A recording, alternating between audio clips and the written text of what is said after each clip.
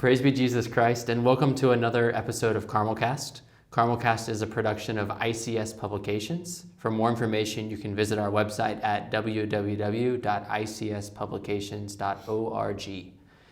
I'm Brother John Mary of Jesus Crucified, and I'm very happy to have with me Father Michael Joseph of St. Therese to share with us today a little bit about the plays of St. Thérèse of Lisieux.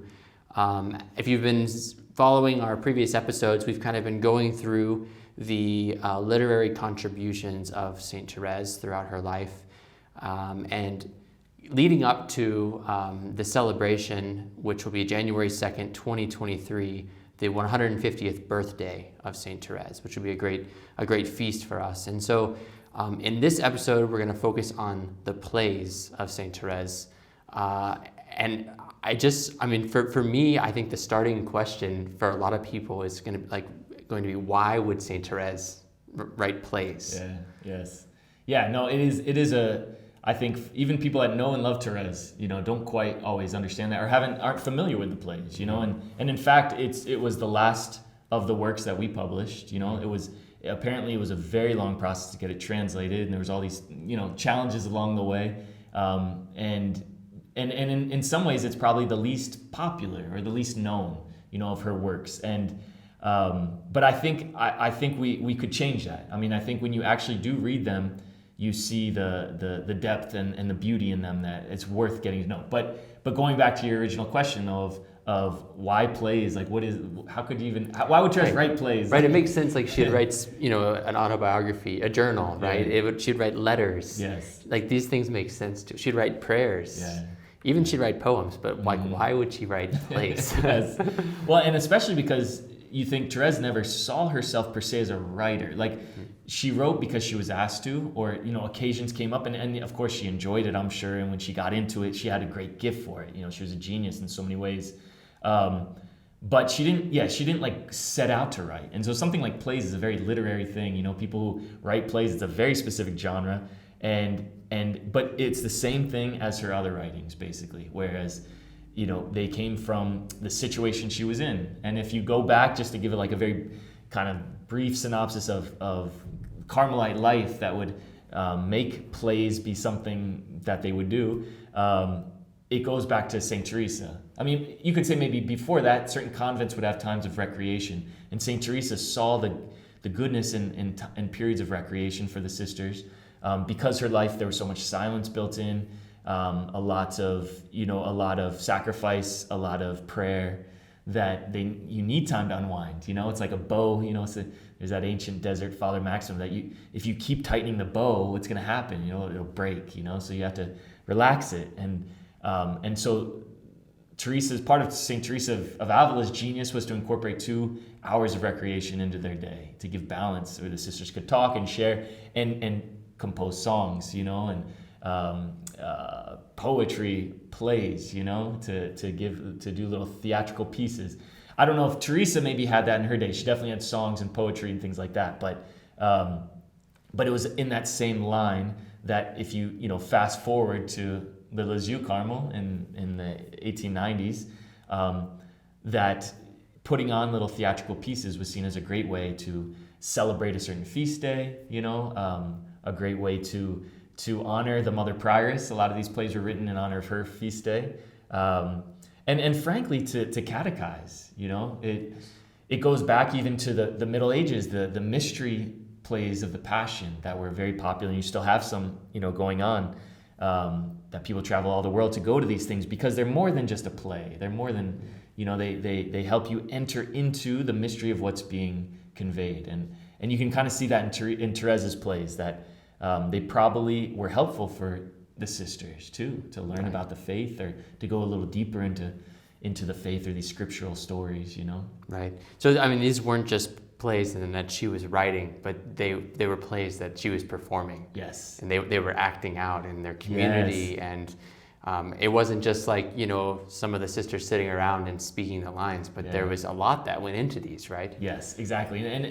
And I think maybe that's part of the reason why just reading them, you don't always get the full sense. But yeah, it's tremendous when you see because Therese, for example, you know, in their time, in their schedule every day, they didn't have all that much time, you know, and so she maybe had an hour of free time a day, maybe an hour and a half to work on these plays and then get together all the props, you know, costumes they were getting together. She would write her, you know, her uncle and aunt and have them bring things that she knew that could be helpful for these plays.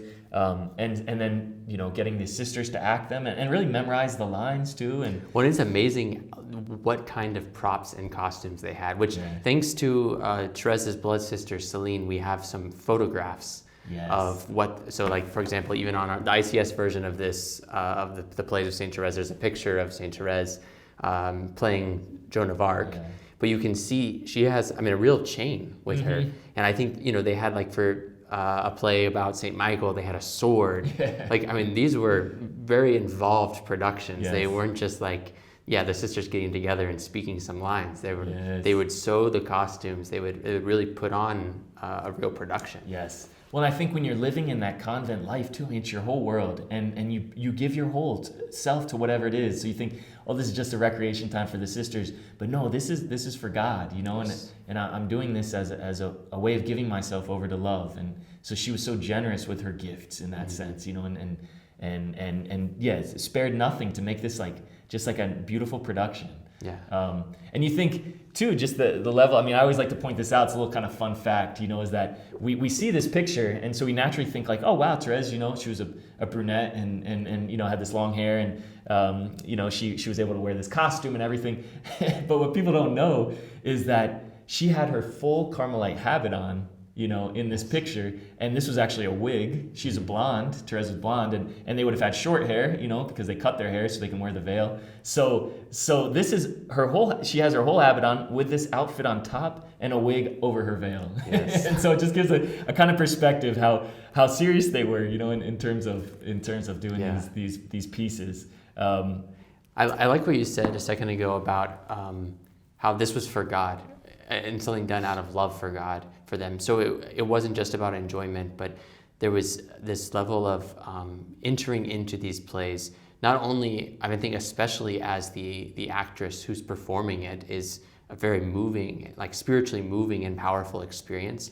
But also we have, you know, the testament of some of the other sisters who watched Therese and saw just how talented she was, and she had this great gift and ability to allow others to enter into that reality, that spiritual reality, and move them. Exactly. Yeah, and even, you know, the sisters that experienced Therese, you know, saying like, for instance, she played before she wrote the play. She played in a little piece written, I believe, by her sister Mother Agnes, about the Holy Family, and she played Our Lady, and apparently it was just like perfect, and it really, the community got to know her in a sense in a deeper way through this, you know, because they saw a whole other side of her, and the way that she portrayed Mary apparently was just like, it was just spot on. However we could be spot on in terms of Our Lady, but and then similar with Joan of Arc. I mean, I think it just, because she just gave herself so fully to it, and like you say, you know, it wasn't just for fun, even though it was fun, even though it was a relaxation, but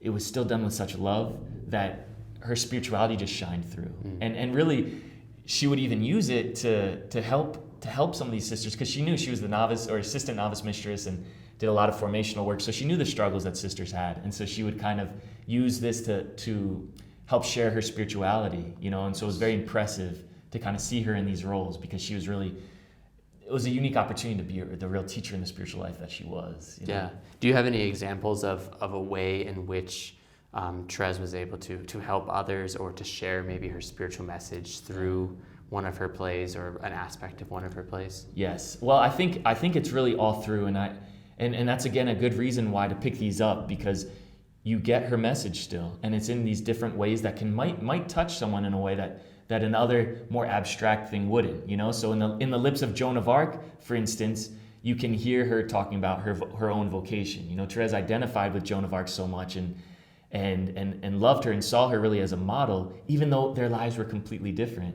And yet Therese said, no, like at the core, she believed, you know, her love for God and her desire to give herself fully is what Joan of Arc experienced. And so you see, like, for instance, when Joan is giving her vocation, you know, when the voices are calling Joan to go, take over the army and fight for France.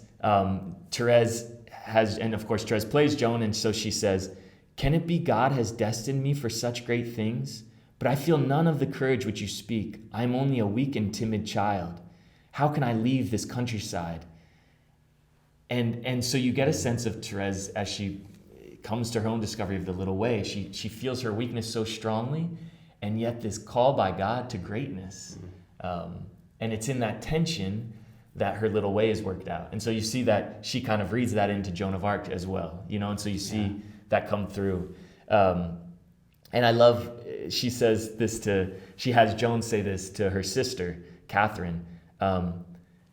She says, because it wasn't in fear, because St. Michael first appeared to Joan and she got scared in the play. It was like he was promising her all this greatness and glory, and he was doing a good job. He's St. Michael. But it was like she almost couldn't handle it, But then St. Catherine came and shared with her the love that God was asking her for, and the gift of herself. And that angle, Joan was able to respond. And Therese, again, is similar, that fear and kind of being overwhelmed in that sense doesn't help her, but love makes her fly. So and she says, it's joy that makes me want to do this, and with Joan. So Therese says, "In joy I gave to God my springtime." And I just love that, because Therese entered at 15, and she had this consciousness, I'm really giving God the best years of my life, and my whole youth I'm giving to the Lord. And Joan did something similar, in being called to that. So, or she says, she has Joan say, "God is so generous to me, I too want to be generous to him. All I need is the blessing of my Lord and Our Lady's protection." And again, it's Therese's spirituality of saying, all I have is gift. How can I not give my whole self to God? It's not like I'm doing this because I want to, get some great reward, or because I feel guilty for my sins. It's God has just gratuitously poured out his mercy on me. So all I can do is give myself back to him. He's generous with me. I want to be generous with him. So I think you see, those are just a couple examples maybe. Yeah, no, those are really good. One thing I really appreciate about the ICS edition of this book is that it has all of the kind of the critical notes and a really great introduction to the work, which gives a lot of perspective about, what were these plays and what was the context of them. Mm-hmm. And one thing that the author of the introduction explains is that a lot of these things were probably overlooked by Therese's sisters in the convent at the time, but then after her death, they could go back and see, really, and we have the benefit of being able to go back. So they would appreciate the play as beautiful, right? Yes. And they'd be touched by the message, but we have this great ability of seeing it in context of Therese's life and death and spirituality and mission. Yes. And so that makes these plays, because at the time they maybe thought that these plays weren't very valuable to share with the world, but the friars really insisted on that this needs to be published, because this tells us something so important about who Therese was, and sheds a completely not a completely new light, but a different perspective on her spirituality, and allows it to speak in a different way. Oh yeah, and you think, because for one, in characters, when you incarnate something into a character, you do see it. It does give a different perspective on it, and the other aspect too is that again, Therese didn't claim to be a great writer. She didn't. That was not her goal at all. And I think honestly, thank God she never knew about how much her works would be published and looked at. She would die of embarrassment. I mean, any of us might. And so clearly, if you read her plays and you read the plays of another great playwright, it's there, you can't compare. Therese was an amateur. She's writing these things, as best she can out of love with very limited resources. It's not like they're the greatest literature ever. And yet it's so consistent with her way that what St. Paul says, my power will be made perfect through weakness. Mm-hmm. And so you might have a literary form that's not going to be the most polished. And yet you have this powerful doctrine and teaching coming through, and in a way that engages you still. Even as I read them, I'm getting all into it, Yes. Maybe because I'm not that well versed in plays and literature, but I feel like they can be entertaining, and you really do see wow, she had such a creative bent to her. Yeah. But I feel like also I'm learning about what it means to follow the little way, as I read some of these plays. Right. And speaking of the limitations too, I mean, obviously Therese had some limitations in her ability to write well, but also I know there was some limitations in the acting of the plays, and like sometimes things went sour or there was debacles. I think of like, when you go to watch a little kid's play at school or something like that, and like the whole set just like collapses and fall, and kids are all over the place. Granted, they were much better than that, but still things didn't always go perfectly smoothly when they were trying with very limited time to practice and work these details out. When it came time to perform, sometimes things went wrong. Yes. Well, a great example of that is this very picture, honestly, because it was either right before or right after this picture was taken, where because as we know, Joan of Arc, she went to her martyrdom through fire, right? She was burnt, and so they had a little fire going through, one of the stoves that they brought into the chapter room or the recreation room, and what they didn't know, it actually started to catch fire on a curtain or something close by. And Therese, like you said, this is a real chain on her. So here's Therese, sitting there chained to this fire that's growing dangerously close to her. And thank God the mother prioress said, don't move, and Therese just stayed obedient, didn't move, and just they were able to put out the fire. But they said like she had this look of total resignation, like that she was almost expecting like, this is going to be my moment to go, and I accept it for, but that kind of thing is not planned. And you see even in the look in her eyes in this photo as she's playing Joan, it's like she's so into the character. Yeah. Like she was ready to give her life for Christ there in that fire. Yes, it's like in a way it would confirm her connection to Joan more than anything else. Good for us that didn't happen. We wouldn't have had a lot of other works of hers. But I think another kind of debacle you could say is interesting is in her play, and it's my other favorite one. The Joan of Arc. There's two of Joan of Arc that were a year apart, first half, second half. And then there's the flight of the Holy Family into Egypt.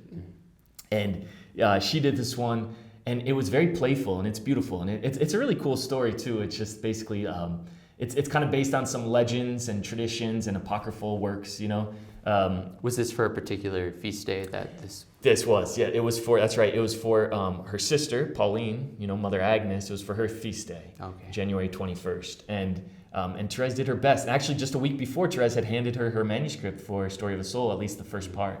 And so Therese was working hard, in that year of writing, and did this whole play based on the Holy Family's flight into Egypt and how they stopped. They didn't, the Holy Family didn't have any resources, and they had to stop at this cave to try to get some help. And it was literally a den of thieves, and this little family of thieves that lived there, and who.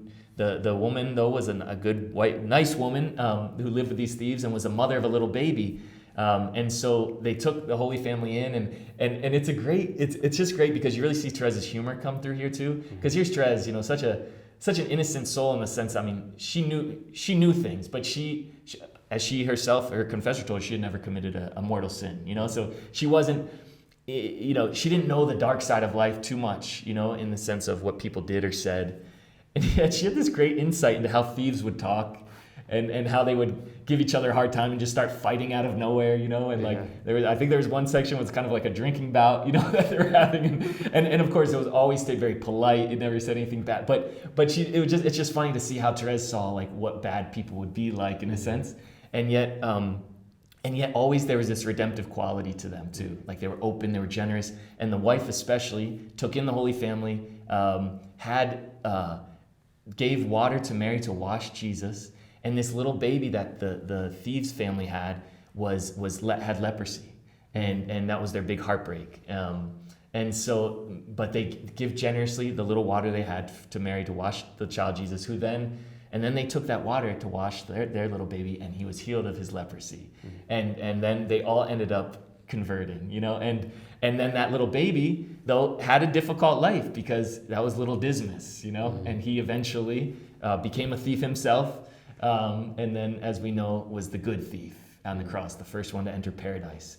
And so Therese takes this kind of legend and really plays with it, very colorful, and helps show her total sense of God's mercy, that God had such mercy on this baby, even though the child was going to have a difficult life and make some bad decisions, but eventually would become one of the first saints, that we have. So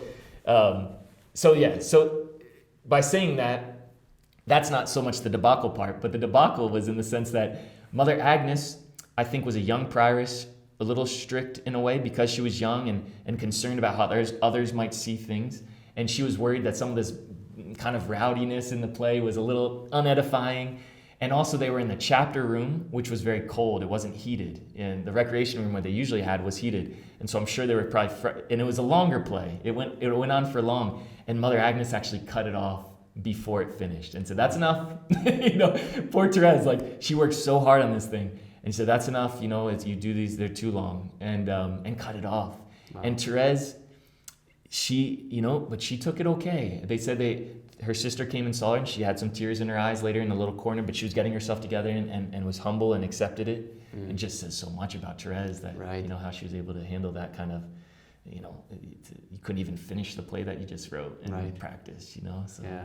Yeah. That reminds me of the kind of the struggles within the community. I know also that there were ways, there was a particular time in Therese's community where there was a kind of a faction between two parties who one part of the community wanted one person to be the prioress and the other part wanted the other one to be the prioress. But Therese had this way of, even through her plays, kind of bringing people together. It was something that they could enjoy together and could kind of escape the tensions of the community. And even through the message that she could kind of give in the play, bring about some sort of forgiveness and reconciliation in the community. So it just, again, shows like her genius in these plays. And that was very conscious, that she was able to rise above those factions in a sense. And she always would use these plays to say, what is the essence of being a Carmelite? Carmelite is called to love, to give herself in love. And that transcends all those factions, and that goes, and I think it's something that we need too in the church right now, that what Therese shows in these plays, that what makes a Carmelite is really what makes a Christian, and that these factions are not the fruit of holiness, and so using this to help bridge those gaps, like you said too, and just we're all still a family, they're all still a family, they all still love each other. It's not like they were totally divided, but these things that tend to get in there, she used these plays to bring some healing to that, and I think it's what we need now, and so maybe they could be good examples for us. How do we transcend some of these factions that tend to develop and just keep going to the essence of what it means to really love God, and that's what Therese always brings us back to. Right.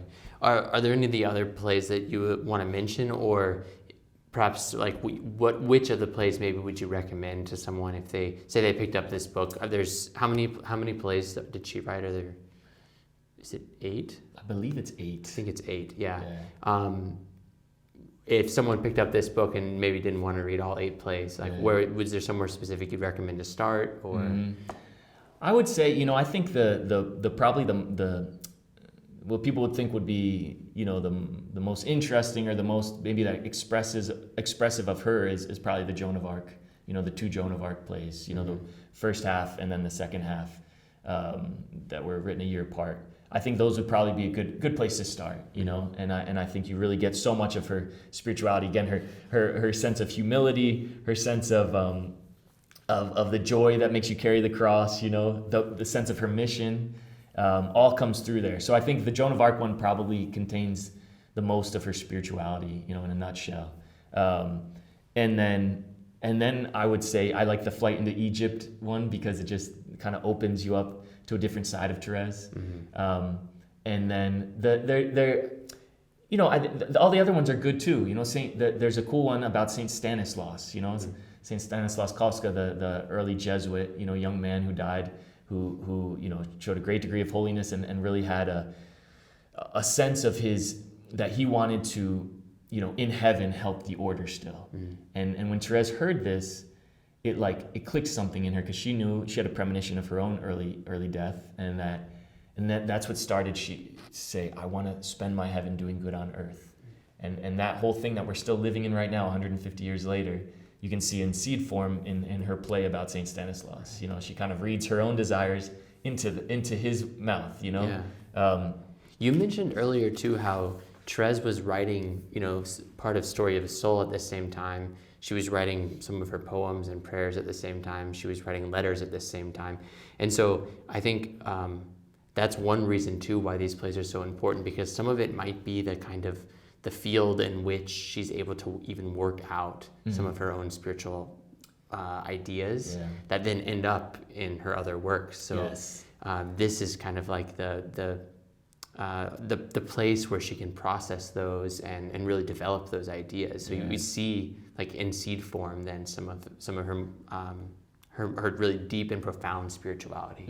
Yep, and it's all in dialogue. You know, it's all in company with her sisters that she's doing this with too. So you can see what Thérèse came to discover and experience wasn't like just herself. You know, it wasn't just isolated in her prayer that these things came. It's in encounters with her community and her family. You know, so I think that's an important part too, that you really see the kind of dialogical nature of Thérèse's discoveries. You know, through her relationships. You know, and the way that she bounces things off others in her plays. You know, you can really see how it comes through, and again, how her one desire is that others come to experience God as she does, and experience the freedom and just the love that she has for the Lord that she wants to share with others, and she uses anything she can to bring that out. You know. Yeah, that's great. Well, thank you so much. We highly recommend this book of the plays of Saint Thérèse. You can buy it on our website, icspublications.org. Maybe it'll make a great Christmas present for someone. Definitely. It's an entertaining read. So and really, there's a lot of spiritual richness that's contained in these pages. So maybe you could act them out too. You know, if you have a family or you give roles to people, who knows? Yes, if you have young kids, especially, that would be a lot of fun. Definitely. So that's great. All right. Well, thank you very much, Father Michael Joseph. Yes, thank you. Thanks for having me.